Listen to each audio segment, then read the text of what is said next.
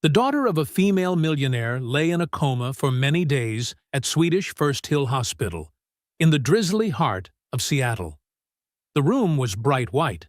The machines sounded in steady rhythms, as if speaking for everyone's helplessness. The doctors had given up. The best specialists from around the world flew in one after another, and then quietly left, leaving behind unfinished treatment plans and bewildered shakes of the head. Then a man appeared, a poor janitor, his dark coat still wet with rain at the shoulders. He stood in the doorway, looked at the girl for a long moment, then stepped in, leaned close, and whispered 5 words that stunned the entire room. "I can wake the girl." The female millionaire let out a slight scoff, as if she had just heard a bad joke in the midst of despair. But what happened next changed everything. This is not just a story. This is a miracle, and you will find the ending hard to believe. If you love stories that touch the heart and honor faith amid the storm, hit subscribe so you don't miss what comes next. In your view, what made that man believe he could wake the girl, and how? Let's keep going to find the answer. Morning in Seattle. The sun had just risen, its fragile golden light reflecting on the surface of Lake Union. 2 families began their day in completely different ways. In a small apartment in Capitol Hill, Lucas Brennan woke up at 5 a.m. The 1-bedroom apartment wasn't big, but it was filled with warmth. Lucas, 38, with the faint wrinkles of long nights etched at the corners of his eyes, was flipping pancakes for his 9-year-old son, Dylan. "Dad, I have a soccer game today," Dylan cheered, eyes bright as lamps. Lucas smiled. "I know, buddy. I took the day off. I'm not missing your game." They high-fived, a simple moment Lucas treasured more than anything in the world. Lucas had been working the night shift as a janitor at Swedish First Hill Hospital for 3 years. The job wasn't glamorous, but it allowed him to spend his days with Dylan. After his wife, Sarah, passed away from ovarian cancer 2 years ago, Lucas quit his job as a nurse's aide. Watching Sarah fade away in the hospital left a wound that would never heal. But from those final months beside her, Lucas learned something. Presence has healing power. Every day he sat by her bed, talking, singing, reading poetry, and in her final moments, Sarah woke just long enough to squeeze his hand and whisper, "I heard everything. I love you." Now, every night as he cleaned ICU rooms, Lucas still whispered to the comatose patients, "Hey there, I'm Lucas. Your room's clean now. Your family's here. They love you so much." The nurses sometimes thought he was a little odd, but they all noticed one thing. The patients Lucas talked to often had steadier heartbeats. Across the city, in a penthouse overlooking Elliott Bay, Vivian Hart was preparing for an important day. She was the CEO and founder of Hart Tech AI, a multi-billion-dollar tech company. At 42, Vivian had built her empire from scratch. But success always comes with a price. In her sleek, modern kitchen, her 9-year-old daughter, Clara, was having breakfast with the housekeeper, Rosa. Clara was bright, top of her class, and a gifted pianist. But behind her eyes hid a sadness she couldn't disguise. "Mom, I have a piano recital today," Clara said softly, looking up as her mother scrolled through her phone. Vivian glanced up for a second. "Sweetheart, I have an important meeting with Tokyo. We'll celebrate this weekend, okay?" Clara nodded, but her eyes dimmed. This wasn't the first time, not the 10th. It was the countless time Vivian had promised and forgotten. Rosa looked at the little girl with pity. She had cared for Clara since she was 3 and knew Clara lacked nothing, except the one thing she needed most, her mother's presence. Vivian had divorced Richard Hart 3 years earlier. He was a cold investor, perhaps even more ruthless than she was. After the divorce, Vivian poured all her energy into work, believing she was building her daughter's future. But in truth, she was missing Clara's present. That day, at Lakeside School, Clara aced her math test. The teacher praised her. Classmates admired her, but kept their distance. Clara was so intelligent that others found it hard to approach her. Few truly befriended her. At lunch, she sat alone, quietly eating her sandwich. She opened her small diary, a place for things no one else knew. April 20th. Mom forgot the recital again. Rosa came and clapped really loud, but I wanted Mom there. Sometimes I wonder, if I disappeared, would she even notice? That afternoon, after her piano lesson, Rosa came to pick her up. On the way home, Clara suddenly said, "Rosa, I don't feel well." "Sweetheart, what's wrong?" Rosa turned, panicked. Clara tried to answer, but her eyes rolled back, her body trembling violently. Then she collapsed, unconscious. Rosa screamed for help. The ambulance tore through Seattle's streets, sirens wailing. They rushed Clara to Swedish First Hill, the nearest and best hospital. The emergency room was flooded with harsh lights and urgency. Doctors and nurses surrounded Clara, checking every vital sign. Vivian rushed in, abandoning the most important meeting of the year. "Where's my daughter? Where's Clara?" Vivian nearly shouted at the reception desk. They led her into the ER. For the first time in years, Vivian Hart, the woman who controlled everything, felt utterly powerless. Head physician Dr. Nora Bennett came out, her face tense. "Miss Hart, we've stabilized Clara." But what?" Vivian gripped her hands tightly. "Clara has fallen into a coma. We haven't identified the cause yet. It could be a viral brain infection, an autoimmune disorder, or—" Dr. Bennett hesitated. "Extreme stress, leading to neurological collapse." "Stress? She's only 9. Vivian's voice cracked. "Sometimes children absorb pressure in ways adults fail to see," Dr. Bennett said gently. "We'll run every necessary test. Right now, Clara needs time." Clara was moved to ICU, room 317. The room was spotless, sterile white, surrounded by machines. Clara lay motionless beneath a pink blanket, fragile. Tubes wound around her like invisible restraints. Vivian sat down beside the bed. For the first time in her life, she felt useless. Vivian could buy nearly anything, but she couldn't buy her daughter's consciousness back. Vivian Hart was not the kind of woman who gave up easily. Within 24 hours, she had mobilized an elite team. Neurologists from Mayo Clinic, Johns Hopkins, even a specialist from Switzerland who flew directly to Seattle. The waiting room beside the ICU instantly turned into a command center. Large monitors filled the walls, displaying test results, brain activity charts, and flashing data streams. Vivian hired additional assistants, consultants, even AI engineers to analyze every second of information. The first specialist proposed experimental stem cell therapy. The results in Zurich have been promising. They tried. Clara showed no response. The second said, neural stimulation using high-frequency electromagnetic waves, a new technology from Japan. They tried. Nothing changed.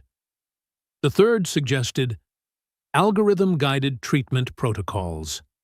Feed in all the data, and the system will generate the optimal approach. They tried. Clara remained motionless.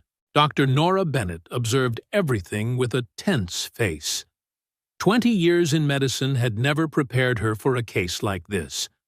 What worried her more was how Vivian treated her daughter like a technical problem waiting for a solution. "Ms. Hart," Dr. Bennett began carefully during one examination, "perhaps Clara needs more than medical intervention. Sometimes coma patients respond to what? Prayers." Vivian cut her off, her voice icy. I believe in science, Dr. Bennett, not miracles. Dr. Bennett fell silent. She had seen too many families obsessed with fixing, while forgetting the prerequisite, connection. Lucas Brennan worked the night shift, from 10 p.m. to 6 a.m. He quietly passed through corridors, patient rooms, ICU halls. The work was monotonous and repetitive, but he performed it with rare dedication. In a hospital, cleanliness wasn't just aesthetics, it was safety. It was respect for the sick. On the third night after Clara's admission, Lucas was assigned to clean the ICU floor. He pushed his cart along the hallway, the wheels humming softly with the steady rhythm of the machines behind room 317. Through the glass window, he saw a woman in an expensive suit, her hair neatly tied, pacing back and forth with a phone pressed to her ear. Beside the bed lay a motionless little girl. The sight was heartbreakingly familiar. Lucas knocked lightly on the door. Vivian turned, gesturing, "Do not disturb." But he had a job to do, and permission to enter. Lucas stepped inside, closing the door so gently that only the sound of the monitor filled the room. He began to mop the floor, slow, steady strokes. While working, his gaze paused on Clara. She looked so small beneath that oversized pink blanket. Her brown hair spread across the pillow, her pale face surrounded by breathing tubes and sensors. Lucas spoke softly, almost as if to someone asleep. "Hey there, I'm Lucas. I'm just cleaning your room. Your mom's here. She's really worried about you, and she loves you." Vivian froze mid-sentence on the phone. She glanced toward the monitor. A tiny flicker ran across the heart rate line. Not large, but enough to catch her eye. "I'll call you back," Vivian said quickly, hanging up. She turned sharply to Lucas. "What did you just do?" Lucas looked up, slightly startled. "I just talked to your daughter." "Talked? What for?" "Because I believe they can still hear. People in comas. I think they can hear us." Vivian stared at him as though he had said something absurd. "Who are you?" "Lucas Brennan, ma'am. Night shift janitor." "Janitor?" Vivian repeated, her tone growing cold. "Do you have any medical qualifications?" "No, ma'am, but I used to be a nurse's aide, and my wife was once in a coma." Vivian slowly approached. "Your wife? Did she wake up?" "For a while. Long enough to say goodbye," Lucas answered, his voice low. Silence settled between them. Vivian looked at the man in his simple uniform with rough, calloused hands. From him radiated something she hadn't seen in any expert who had entered this room. Sincerity. When she woke up, Vivian asked quietly, "What did she say?" She said, "I heard everything. Every word you said. Every song you sang. I knew you were there." Vivian swallowed hard. "And while she was in the coma, what did you do?" "I sat beside her. I talked. I read books. I sang. I told her about our day, about our son, about our memories. I didn't let her feel alone." "And you think that helped?" "I know it did. The doctor said her vitals stabilized when I was there. Her heartbeat steadied. Her brain activity increased." Vivian turned back toward the monitor, the numbers, the graphs, the data. For 3 days, she had stared at them, but in the end, they were only numbers. "Ms. Hart," Lucas said, "I'm not a doctor. I can't cure your daughter. But I know one thing. They know when someone is truly there." "Truly there? What does that mean?" "Not just physically present. With your heart, your mind, no phone, no email, no meetings, just presence." Those words pierced Vivian's chest like a blade. She glanced at her phone. She had checked it 17 times in 10 minutes. "I've been here the whole time," she protested, though her voice wavered. "Physically, yes," Lucas nodded. But where is your mind? Where is your heart? Vivian couldn't answer, because she knew the truth. Her mind was still in the Tokyo meeting, the quarterly report, the merger deal, everywhere but beside Clara. Lucas gathered his cart. Sorry if I crossed a line. I wish you and your daughter the best. He turned to leave. Wait, Vivian called. Lucas stopped. You said they can hear. Your wife heard you. Do you think? Vivian's voice trembled. Clara can hear me. Lucas looked at the monitor, at Clara, then back at Vivian. I think Clara's waiting for something. Waiting for what? Waiting for you to let her know it's safe to come back. Vivian frowned. Safe? I don't understand. Sometimes people don't wake up, not because they can't, but because they're not sure there's anything worth coming back to. The words struck Vivian's pride like thunder. She stepped back, her hand trembling. You're saying my daughter doesn't want to wake up because of me? Her voice cracked. I'm saying maybe Clara's lost, and she needs a guide. Not through technology or medicine, but through your voice. Through your love. Tears welled up, for the first time since Clara had been hospitalized. Vivian wiped them quickly, trying to remain composed, but Lucas saw them. I don't know how, she whispered. I don't know how to connect. I only know how to solve problems, to control, to work. Then learn, Lucas said softly. Clara's waiting, and you still have time. Vivian sank into the chair beside the bed, hollowed out by exhaustion. Can you teach me? Lucas blinked, surprised. I'm just a janitor. You're the only one who's said something that makes sense, Vivian said firmly, desperate yet sincere. The doctors have failed. The experts have failed. I've failed. But you know something we don't. Please, help me. Lucas was silent for a long moment, then nodded. All right, but there's one condition. Anything. You have to do exactly what I say, when I say it. No arguing, no logic fights, no trying to control. You must let go. Vivian Hart, the woman who always controlled everything, felt as though she were being asked to leap off a cliff. But when she looked at her small, motionless daughter, she realized she had no choice left. All right, she whispered. I'll do it. The next morning, exactly at 8 o'clock, Lucas stood at Clara's door, outside his scheduled shift. He had obtained special permission from the hospital administration. The conversation with the executive wasn't easy. Mr. Brennan, you're a janitor. You're not qualified to care for patients. I'm not providing medical care, Lucas explained. I just stay with them. Ms. Hart requested it, and I think it might help. Thanks to Vivian's sudden large donation, $500,000 to the Hospital Development Fund, Lucas was granted special family status to enter Clara's room during certain hours. Caleb Rowe, the head of PR, also drafted a liability waiver that both Vivian and Lucas signed. Lucas brought an old moss-green backpack.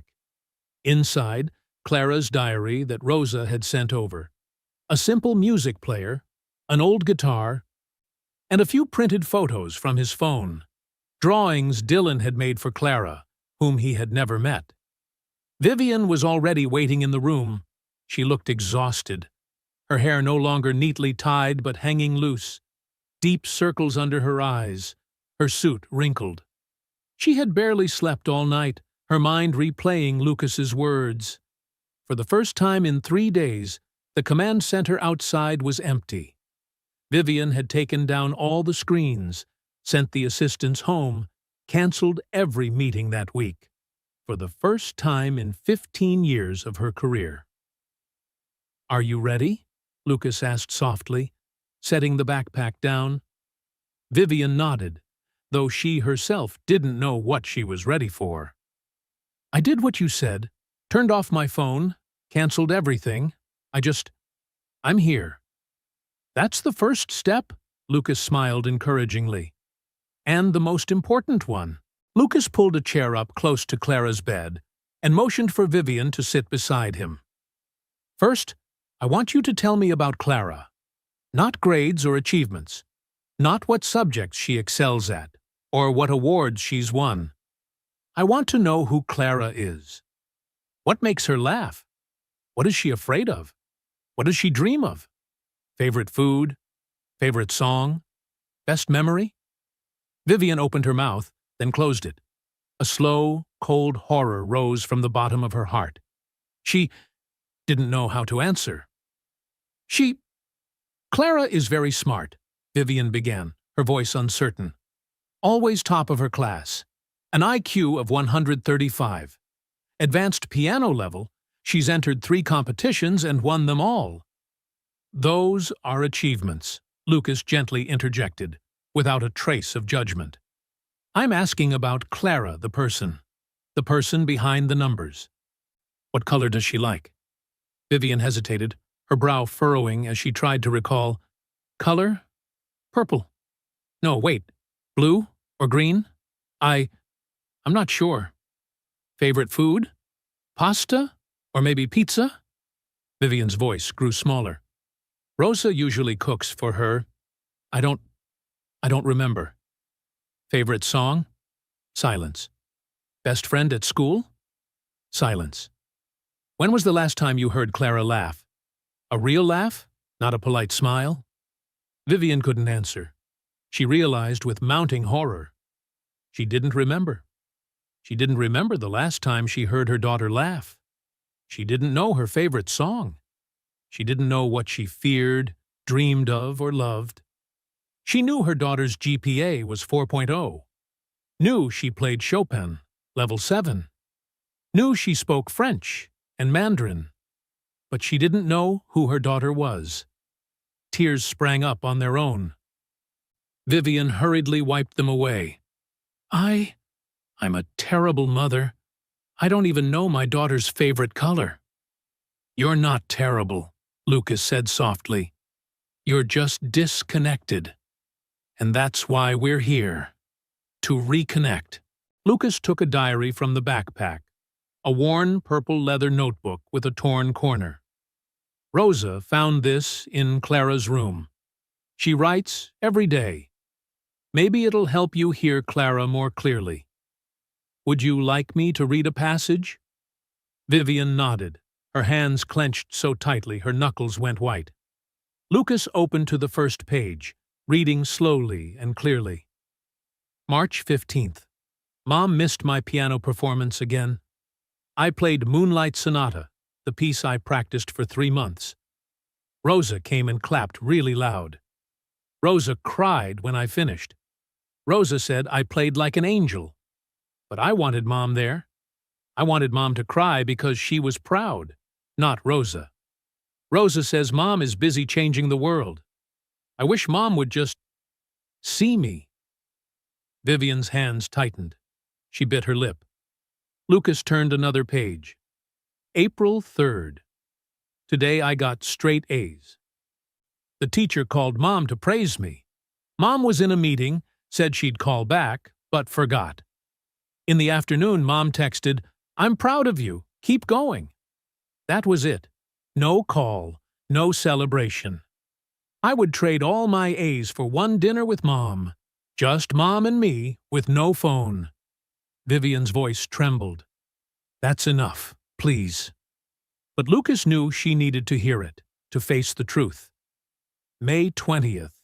Today I practiced the lullaby Mom used to sing when I was little. I found it on YouTube. Hush, little baby. I still remember Mom singing, her voice warm, her hand stroking my hair. Now Mom doesn't sing anymore. Mom doesn't hold me anymore. I practice that song and imagine Mom sitting there listening, but it's just imagination. Sometimes I think Mom doesn't remember me anymore. Not Clara, her daughter, but Clara. The result of Mom's successful project. Stop! Vivian burst into tears, her whole body shaking. "Please stop!" Lucas closed the diary and set it gently on the table. He let Vivian cry, without interrupting, without comforting, simply being there, present. After a long while, when the sobs eased, Lucas said, "Clara has been very clear about what she needs. She's been trying to say it for months, for years, but you didn't listen." "I've been working," Vivian choked out. "I've been building her future, making sure she has the best life, the best opportunities." "But Clara doesn't need a distant future," Lucas said, gentle yet direct. "She needs the present. She needs today. She needs now. Not after the company does better. Not after the next deal. Not when you have time. Now." Vivian covered her face, her shoulders shaking. For years she had believed she was doing the right thing. Believed that sacrificing time with her daughter to build an empire was a necessary trade-off. Believed that money and success would compensate for her absence. But the brutal truth was, she had missed her daughter's life. Missed the smiles, the tears, the whispers, the dreams. Missed it all. "I don't know what to do," Vivian stammered through tears. "I don't know how to be a good mother. I only know how to be a CEO, how to win in the boardroom. But here, I don't know." "Then learn," Lucas said. "Start today. Start by telling the truth." "What truth?" Lucas looked straight into her eyes. "The truths you fear most. The things you've kept inside because you think showing them would be weakness." Lucas stood, motioning for Vivian to stay. "I'm going to step out for 15 minutes. In that time, you're going to sit here, hold Clara's hand, and tell her 3 truths. Not future plans, not vague promises, just things from the heart, things you've never dared to say." I don't know what to say." "Then be silent until you do," Lucas said. "Clara's waiting. She's been waiting a very long time." Lucas stepped out, closing the door softly. Vivian was alone with her child. The room sunk into the steady beeping of machines, heart rate, ventilator, IV pumps. The fluorescent lights were cold. The smell of antiseptic was sharp. She took Clara's hand, small, so cold and light it was chilling. Long, slender fingers, the fingers of a pianist. A minute, 2, 3 passed. Vivian didn't know where to begin. Her throat felt strangled. "Clara, sweetheart." Her voice shook and cracked. I don't know what to say. Lucas told me I have to be honest, but I've spent so many years hiding, playing the role of a strong mother, a CEO who is never weak. I forgot who I really am." The monitor remained calm. The numbers didn't change. "This is ridiculous," Vivian sighed, discouraged. "You can't even hear me." Right then, the heart rate dipped slightly, from 66 to 63. Vivian startled, looking up. Did Clara react to her doubt, to her refusal to connect? She changed her tone, leaning closer. "All right, you're right, the truth. I owe you a lot of truths." The heart rate rose again, 64, 65. "Here's the first truth." Vivian took a deep breath, her voice trembling. "I'm scared. Not just scared of losing you, that's killing me every second, every minute. But I'm also scared that if you wake up, you won't want to be with me anymore. You'll look at me and see the person who abandoned you, the one who chose everything else before you. And you'll never forgive me." The heart rate climbed. 66, 67, 68. Vivian bent closer, her tears falling onto her daughter's hand. "Because I know I don't deserve it. I know I haven't been the mother you needed. I was so busy proving to the world that a woman could build an empire. I forgot that you needed me to build a home." Clara's fingers twitched, a minute movement, almost imperceptible, but real. Vivian held her breath, her heart pounding wildly. Clara, can you hear me? No further response, but Vivian knew something had shifted. A wall was beginning to crack. All right, the second truth, Vivian went on, her voice breaking. I'm sorry. I'm sorry for every piano performance I missed. I'm sorry for every breakfast you ate alone with Rosa instead of with me. I'm sorry for every canceled dinner, every weekend I traveled for work, every time I said, "Just a minute, honey," and then forgot. I'm sorry for every time I chose a meeting over you, chose email over a bedtime story, chose success over you. I thought I was building your future, but I was actually destroying your present. On the monitor, the brainwave activity ticked upward. The green curves oscillated more strongly, indicating the brain was processing information.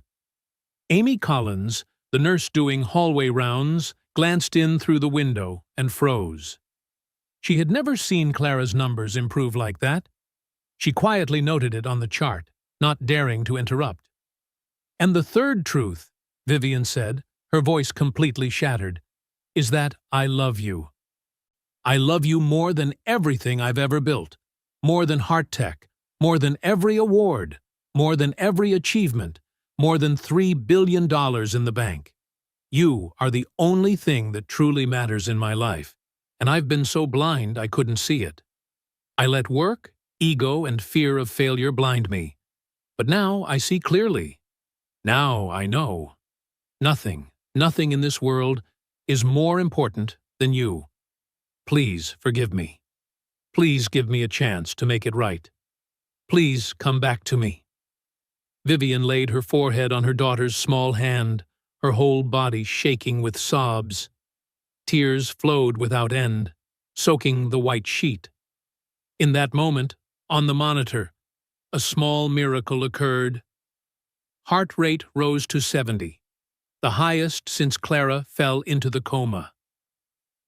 Brainwave activity increased markedly, especially in the emotional processing regions. Blood pressure stabilized, no more fluctuations. Clara's fingers curled slightly, as if trying to grip her mother's hand. The door opened softly. Lucas stepped in, glanced at the monitor, then smiled. A knowing, warm smile. You told the truth, didn't you? Vivian looked up, her face wet with tears, eyes reddened. All of it. Everything I never dared to say. Then you've taken the first step, Lucas said quietly, sitting down. Clara is listening. She has been listening. How do you know? Lucas pointed at the screen. The numbers don't lie. Her heart rate is steadier. Her brain activity is higher. She heard you. And more importantly, she felt you.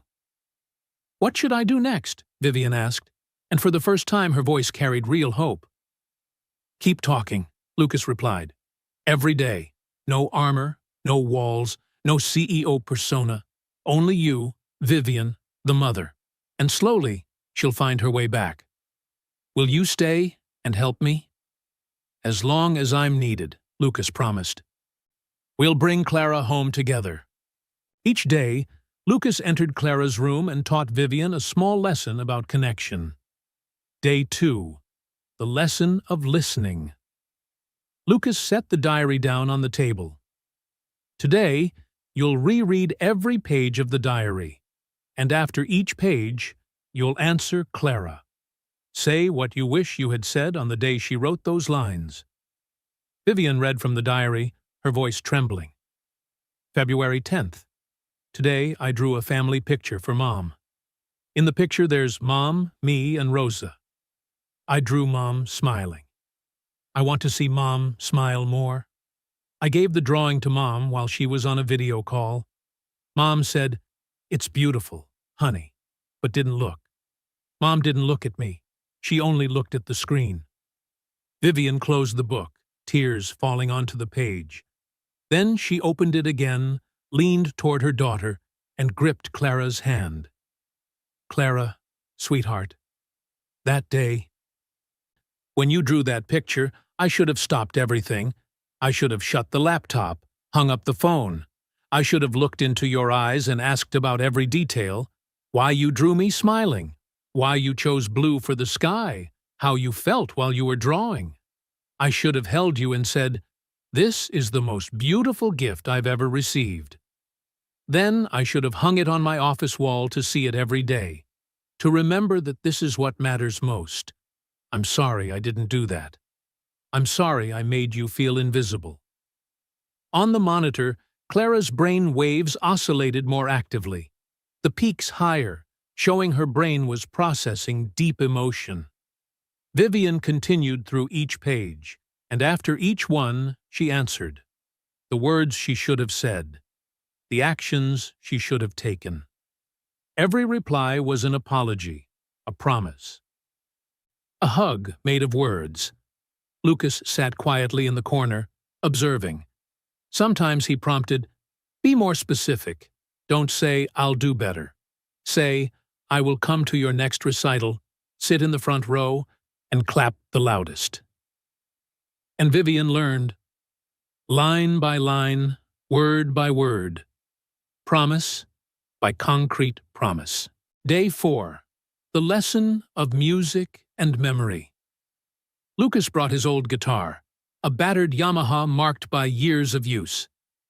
"Did you used to sing lullabies to Clara?" Vivian nodded, a faraway ache in her eyes. "There was a song from when she was tiny. 'Hush, little baby.' My mother sang it to me when I was little, and I sang it to Clara. But I don't remember all the words anymore. It's been too long." "Then write new words," Lucas suggested. "Or just sing what you remember, and then sing the things you want Clara to know. It doesn't have to be perfect. It only has to be sincere." Vivian hesitated, her hands shaking. She hadn't sung in front of anyone in years. Her voice was no longer as clear as before, but Lucas nodded encouragingly.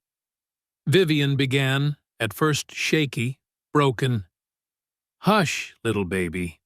Don't say a word. Mama's gonna buy you a mockingbird."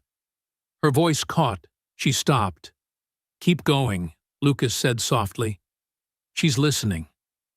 Vivian drew a deep breath and continued, her voice growing steadier. "And if that mockingbird won't sing, Mama's gonna buy you a diamond ring." On the screen, Clara's heart rate rose slightly. Not much, but steadier, warmer. Then Vivian stopped singing the old lyrics. She began to sing words from her heart. "And if the world feels too scary, and if you feel all alone, I'll be here, right beside you, holding you through every storm. Though I missed so many days, though I wasn't here before, I am home now, and I'm staying. Always, my child, evermore." Tears streamed down Vivian's cheeks, but she didn't stop. She finished the song, her voice cracked but full of love. When silence fell again, Lucas pointed to the monitor. "Look." Clara's eyelids fluttered, just a flicker, like a butterfly's wing, but enough for Vivian to notice. "Clara!" Vivian gasped, gripping her daughter's hand. "You hear Mommy, don't you? You remember the song, don't you?" There was no further response, but hope had been lit. "Sing to her every day," Lucas said. "Music opens parts of the brain that words can't reach, especially music tied to memory, to love." From that day on, every morning and every night, Vivian sang to Clara. She didn't care who heard, didn't care whether she was on pitch. She just sang. From the heart. Day 7. The Lesson of Forgiving Yourself. A week after they began, Lucas found Vivian sitting on the floor by Clara's bed, knees drawn up, face in her hands, crying. Nurse Amy Collins stood at the door, worried. "Miss Hart, are you all right? Can I get you anything?" Vivian looked up, her face wet with tears. "I'm just talking to my daughter. I'm apologizing. I have so many things to be sorry for." Amy glanced at Lucas, who was sitting in the corner, his guitar propped against the wall. What kind of miracle are you working here, Mr. Brennan? Lucas shook his head gently. Not me, Amy. Her. She's learning to love bigger than her fear. Amy checked the readings, eyes widening. This is unbelievable. Clara's metrics have improved steadily every day. Heart rate stabilized, blood pressure normal, brain waves highly active. I've worked ICU for 12 years and never seen recovery like this in a coma patient with no clear cause. Do you believe in miracles, Amy? Lucas asked with a faint smile. Amy looked at Clara, then at Vivian, then at Lucas. In her eyes rose surprise, emotion, and a small sprout of faith. I'm starting to. After Amy left, Lucas sat down beside Vivian. Are you okay? I don't know, Vivian answered honestly. Every day I face what I've done, or rather, what I haven't done, and it presses on me like a stone. How can I be forgiven? By forgiving yourself first, Lucas said. You can't love Clara well if you hate yourself. You can't give her peace if you're full of guilt. But I deserve the guilt. No, Lucas cut in, firm. You made mistakes. You hurt your daughter. That's true, but you're not a bad person. You were lost. And now you're finding your way back. That's what matters. Vivian was silent, letting the words sink in. Clara doesn't need a perfect mother, Lucas continued. She needs a real one. Someone who dares to admit mistakes. Someone who dares to change. Someone who chooses to stay, no matter how hard it gets. Vivian nodded slowly, the tears still falling but lighter. Thank you, Lucas. Not just for teaching me how to talk to Clara, for teaching me how to see myself again. Lucas smiled. You're doing so well. Clara can feel it. Trust me. Richard Hart, Vivian's ex-husband, showed up on a rainy afternoon. He gave no notice, simply appeared with a lawyer, a tall, thin man in a gray pinstripe suit, carrying a black briefcase packed with documents.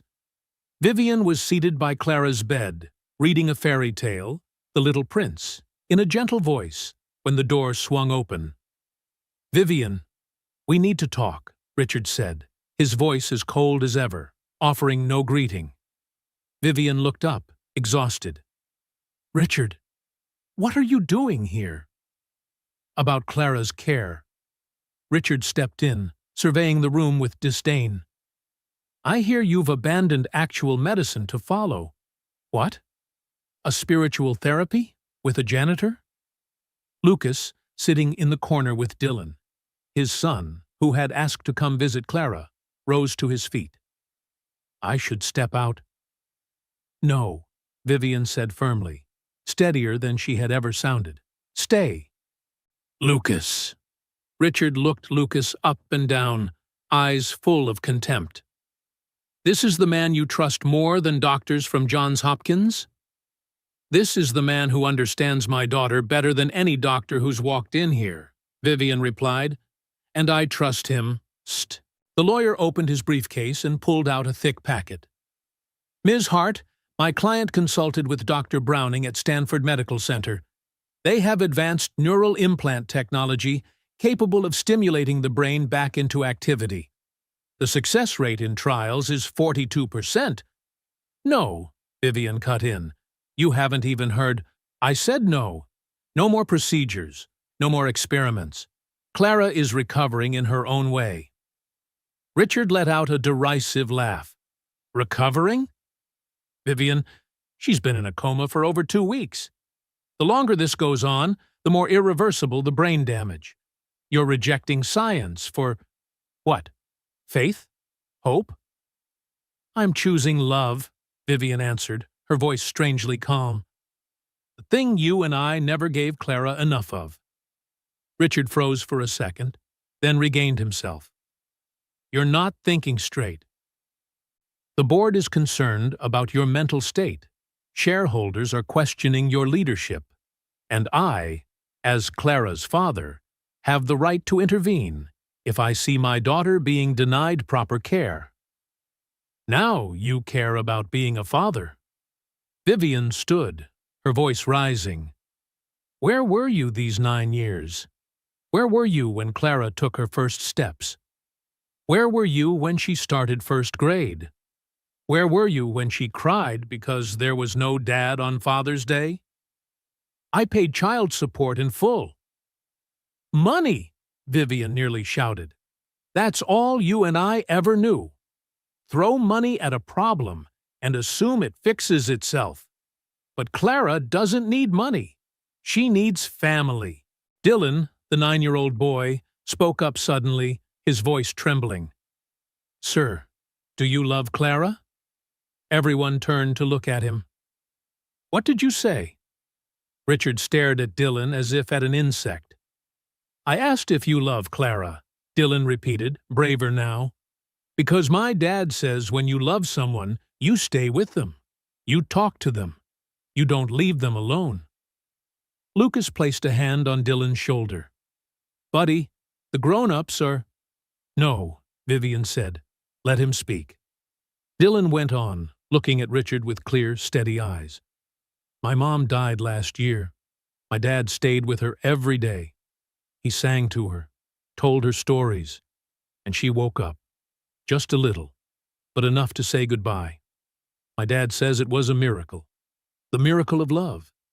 If you love Clara, why weren't you here before now?" The room was so quiet, the machine's breathing could be heard. Richard opened his mouth, but nothing came out. For the first time in his life, the man who always had an answer had none. Vivian stepped forward, positioning herself between Richard and Clara's bed. "You want to help Clara? Then go. Go and let me do what I should have done long ago. Be her mother." "If you keep down this path," Richard said, voice ice-cold, "I'll file for medical decision-making authority.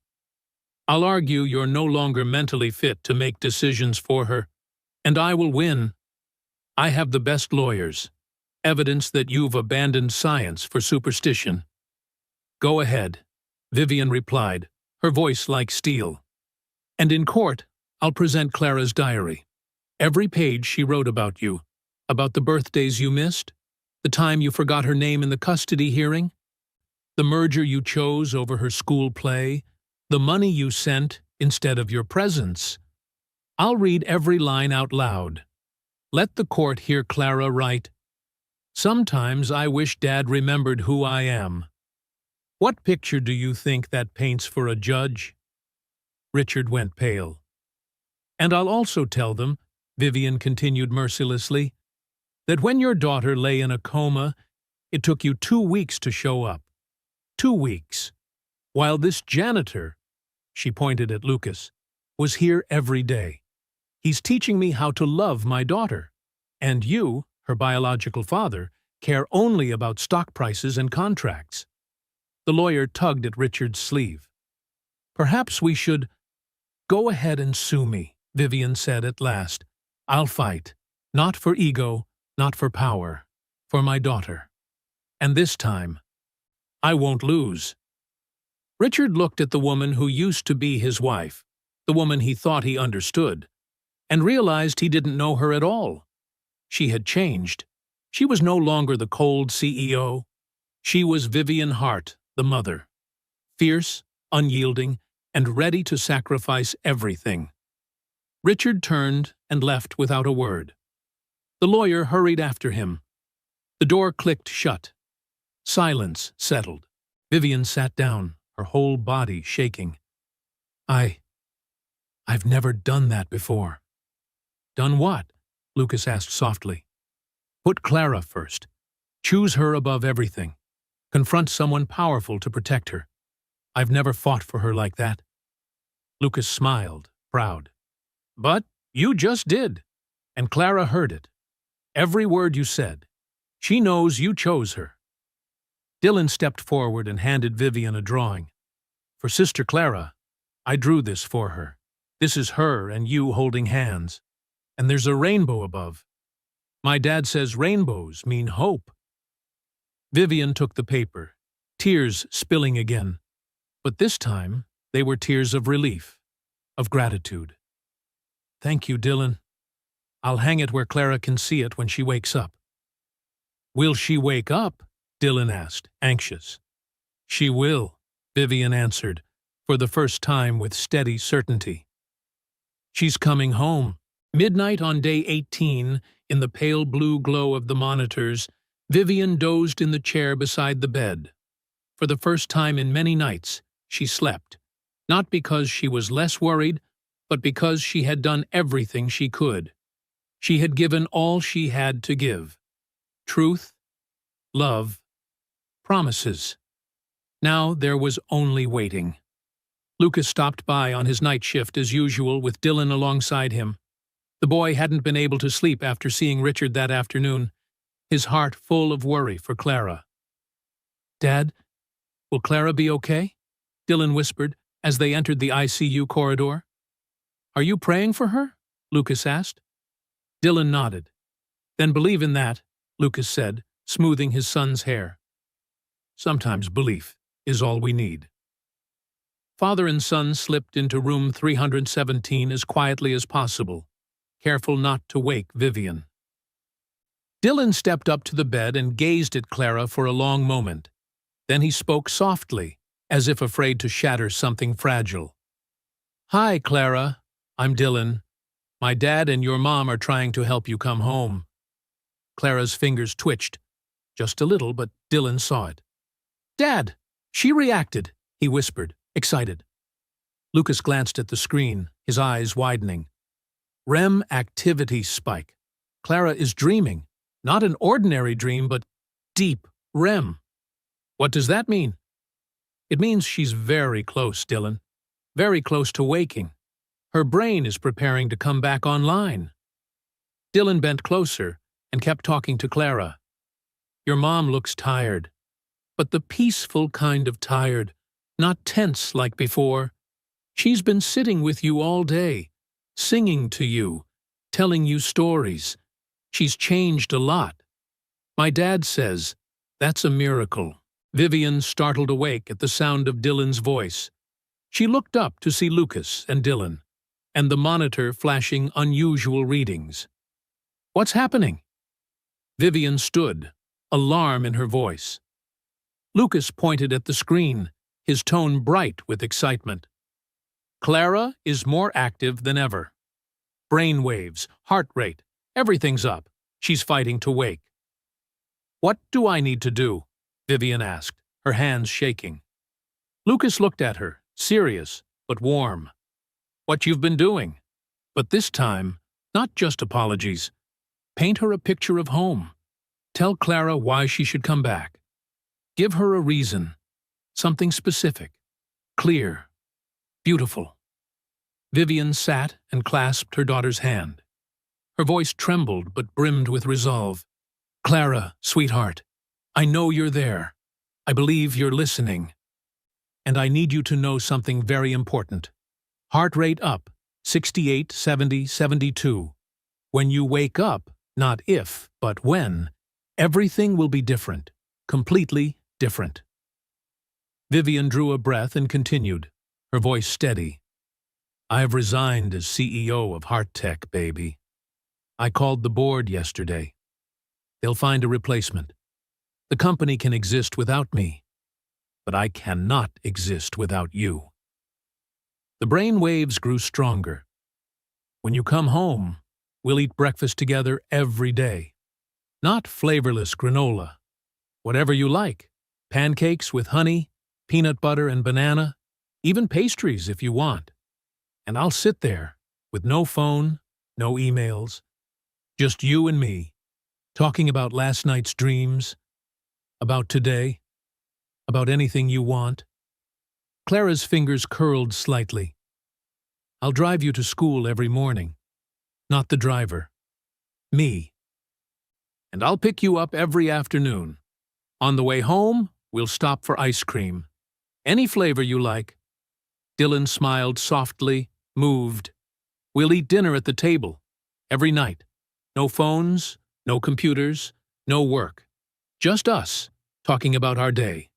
And if you want to tell a long story, I'll listen to every word. Heart rate to 75. I'll come to every one of your piano performances. Front row. Every time. I'll clap the loudest, cry the proudest, and hug you the tightest. On Friday nights, we'll have movie night.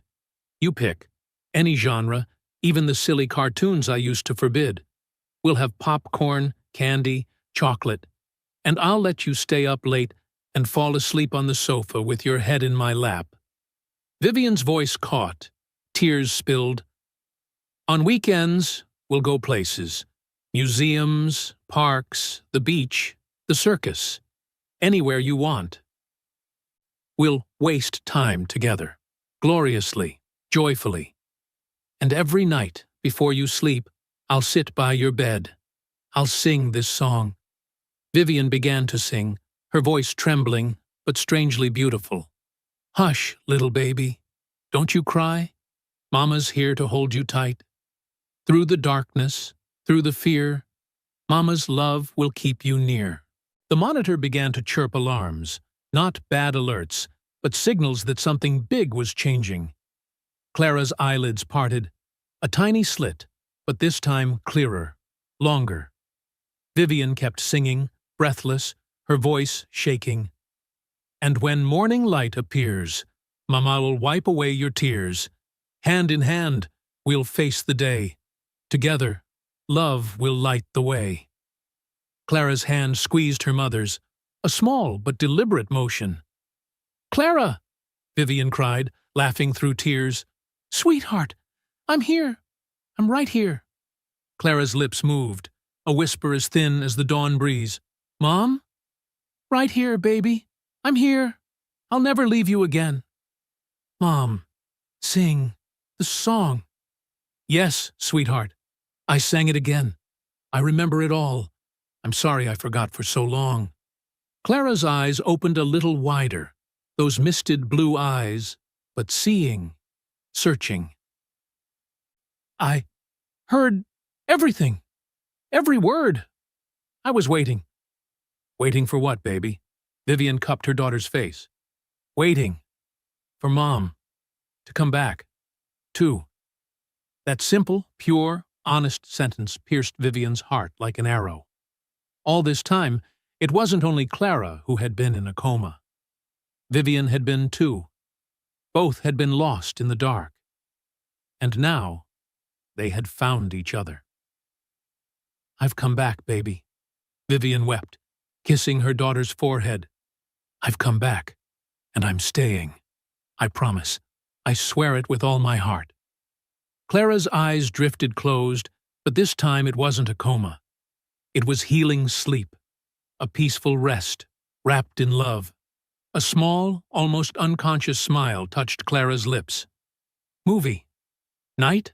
she whispered, before drifting off. Vivian laughed through tears. "Every Friday night, sweetheart. As soon as you come home. I promise." "Love you." "I love you too, my darling. So much." Clara took exactly 3 months to make a full recovery. Physical therapy, speech therapy, psychotherapy. Her schedule was packed. Some days barely left room to breathe. But the biggest difference was this. Vivian showed up for every session. No exceptions.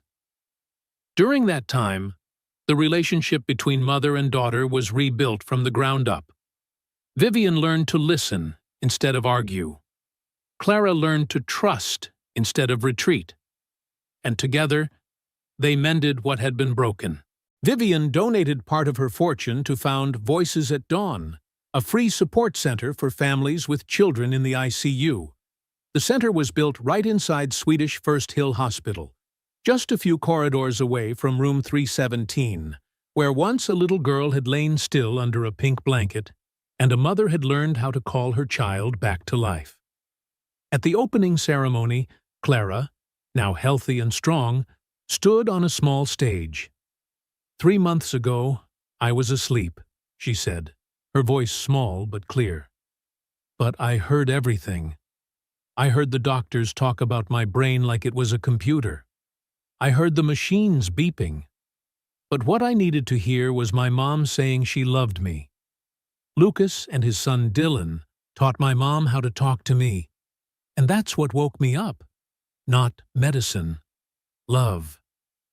This place is for other kids who also need to hear that they're loved. And for the parents who might have forgotten how to say it. Applause filled the room. Many eyes were red. Tissues passed from hand to hand. A year later, on Clara's 10th birthday, they held a small backyard party at their new home. Not the cold penthouse high above the city, but a real home, with grass, trees, and a creaky swing in the breeze. Lucas, Dylan, Rosa, Nurse Amy Collins, Dr. Nora Bennett, and a few of Clara's friends were all there. Clara sat at the piano. She had relearned to play through therapy, and music flowed out, warm and full like sunlight. Vivian stood beside Lucas, both quiet, both moved. "You saved my daughter," Vivian whispered. Lucas shook his head. "No, you did. I just reminded you how. I don't know how to thank you enough. Don't thank me. Keep showing up. That's the best thanks." Clara blew out the candles. Dylan and the other kids sang, "Happy Birthday." The smile on Clara's face glowed, not the smile of a lonely child anymore, but of one who knew she was loved. People ask me what I remember from the coma. I remember the darkness, but more than that, I remember the voices. The voices that refused to let go of me.